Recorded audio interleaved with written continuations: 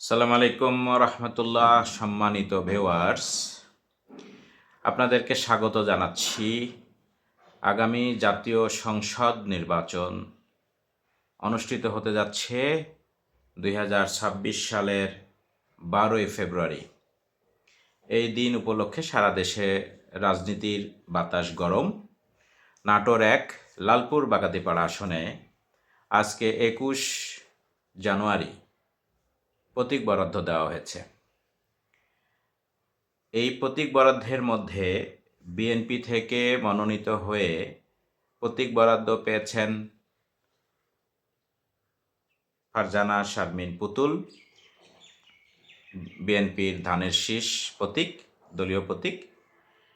তারই সাথে ছিলেন ডাক্তার ইয়াসির আরশাদ রাজন, তিনি ঘোড়া মার্কায় প্রতীক চেয়েছিলেন, আজকে প্রতীক বরাদ্দ হয়েছে। কিন্তু ইতিমধ্যেই যেটা ঘটেছে, পুতুল এবং রাজন দুইজনই আপন ভাই বোন। আমাদের নাটোরের জনপ্রিয় লিডার, সাবেক প্রতিমন্ত্রী জনাব ফজলুর রহমান পটল ভাইয়ের সুযোগ্য সন্তান তারা। আপন ভাই বোনের মধ্যে দ্বন্দ্বটা চলতে চলতে আমাদের কাছে যেটা মনে হচ্ছিল যে তারা এক সময় ভাই বোনের মধ্যে মিল হয়ে যাবে, আলাদা আলাদা থাকবে না, স্বতন্ত্র ভোট করবে না, সেটি আজকে হয়েছে। যদিও প্রতীক তারা প্রত্যাহার করতে পারেনি, মনোনয়ন প্রত্যাহার করতে পারেনি, কিন্তু আজকে সংবাদ সম্মেলন করে তারা জানিয়ে দিয়েছেন যে আমরা ভাই বোন এক আছি। দলীয় নির্দেশনা মোতাবেক তিনি বনের পক্ষে কাজ করবেন এবং বনকে জিতিয়ে আনার জন্য মাঠে থাকবেন তার নেতাকর্মী সহ। এটি ভালো একটি খবর। আমরা দেশের শান্তির জন্য আগামী নির্বাচনটি খুব জমজমাট হবে, এটাকে সামনে রেখে এই ধরনের একটি সিদ্ধান্তকে স্বাগত জানাই। সেই সাথে আরেকটি ছিল, সেটা হলো তাইফুল ইসলাম টিপু ভাই। তিনি বিএনপির কেন্দ্রীয় সহ দপ্তর সম্পাদক।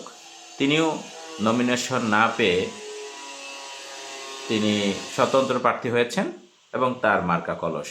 তিনি প্রত্যাহার করেননি বা কারো পক্ষে সমর্থন ব্যক্ত করেননি।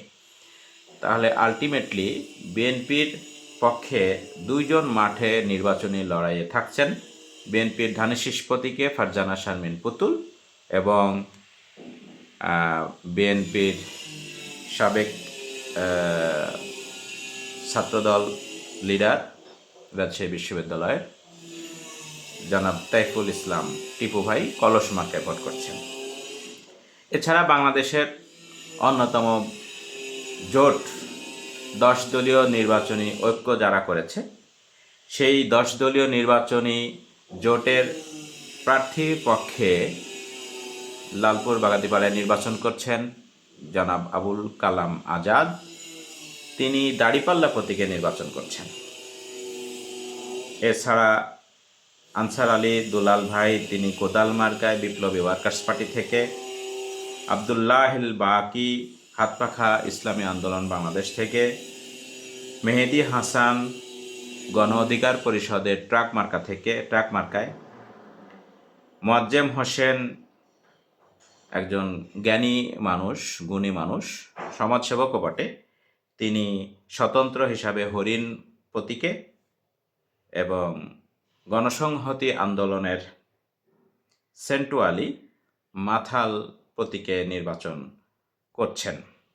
সব মিলিয়ে এখন 9 জন প্রার্থীর প্রতীক ব্যালট পেপারে থাকবে।